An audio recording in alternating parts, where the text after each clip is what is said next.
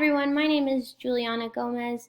I will be presenting the book I've been reading for our Cultural Awareness project, and I've been reading Teaching the Female Brain, How Girls Learn Math and Science. I use this book to inspire actually myself of how I learn math and science so that I may be able to progress and then also teach young girls how to love math and science as well.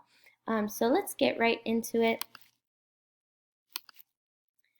So the first part of this presentation, I want to take you through the different stages and issues that I found in the book that really opened up my mind and my heart and to get a better understanding of how to teach female brains, but also understand a male aspect.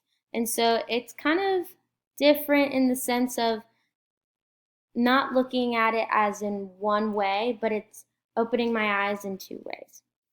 So in the end of the day, I talk about the biblical integration as well, because I believe that God sees all and knows all before we do.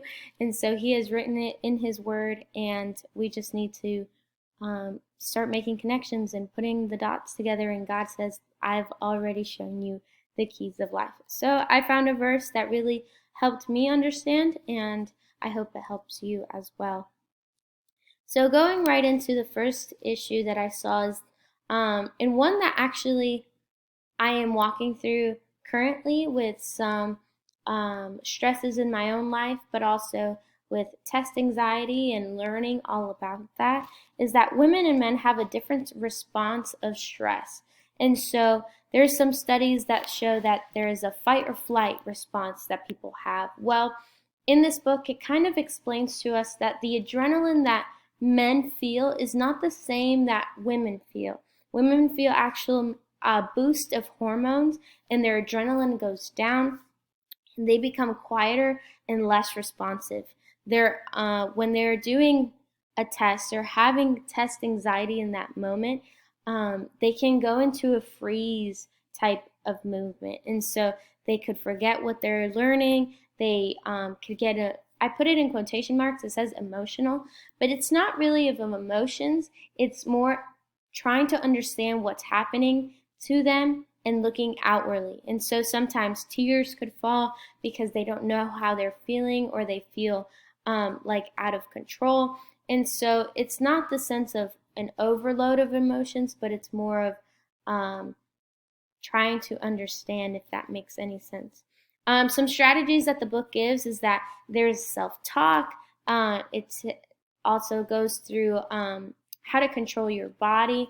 And also what I found, something that I didn't understand beforehand, was it's not universal stress. That sentence that I read in the book, it actually opened my eyes to be like, okay, that's kind of harsh to say, but it's true. Sometimes we think it's, oh, everybody's going through this, everybody is this, everyone. And instead saying, okay, not everyone deals with test anxiety.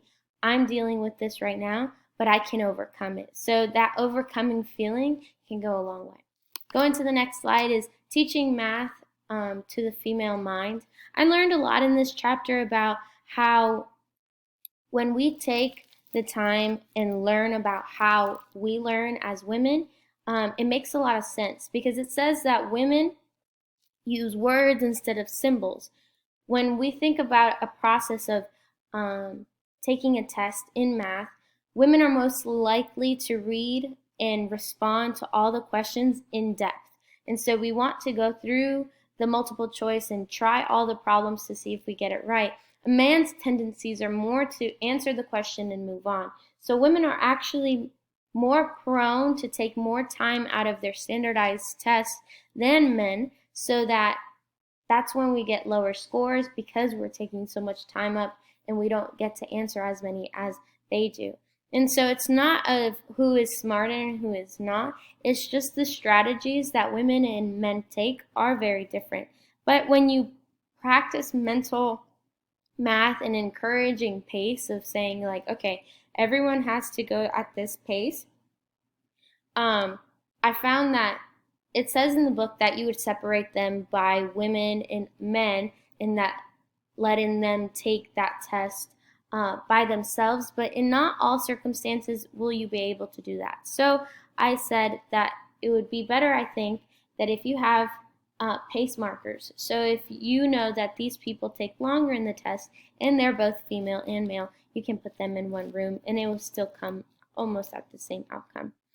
Then we go into the science branch, and then it talks more about how women and men, they have women have a disadvantage in science, in the science field, that it's sometimes we're not able to achieve or even get paid enough to be scientists. And so women feel discouraged and at a loss when it comes to science, and that men are actually raising up more into the nursing programs than women, which is a high dominated female career. But it's because women are discouraged in the science field. However, there are some strategies that the book gives, that it talks about working collaboratively and being able to express all types of different thought processes that women go through about the subject. So hypotheses or even other outcomes, and talking about that. Sometimes men just go straight to the point and then women elaborate more. Going on to the next slide is that's when we're talking about instructions. For me, what I got out of it is more of, it doesn't matter if you're teaching a co-ed school or even a gender-specific school. Each student learns differently. It keeps saying throughout the book that it's not everyone. So in every chapter, it always says doesn't apply to everyone, but the majority. And so I want to make it a point that for me, I want to be specific to men and women about their learning styles. And so I put them on the right because I think I need a reminder as myself to be able to teach to all people. And in the book gives a perfect example of all the different types of intelligences and how to give new tools for that. Going on to the next one is that the resources that they give for us in the book, it goes with a lot of verbal math and also books that gives us the tools to find new research so that we can better help our students. It also gives us websites, learning assessments, and the last one is the learning styles test. I actually really appreciated that they put the test in the book and I was able to do it, and I learned that I am more of a visual learner. I love to see and do what the teacher is doing so that I am able to comprehend fully what they're talking about. And then the last slide is the biblical integration. It says Proverbs 31:16 verse 17. It says, "She considers the field and buys it, and with the fruits of her hands she plants a vineyard. She dresses herself with strength and makes her arms strong." I think this applied to the book that I read this year, because I believe that we consider and we learn and we do different things to benefit the people around us as well as ourselves, and that we are able to plant fruits, and that we are not dressing ourselves to show a facade, but we're clothing ourselves in strength and an armor of God. So thank you so much for listening, and I hope you have a wonderful day or night. God bless you. Goodbye.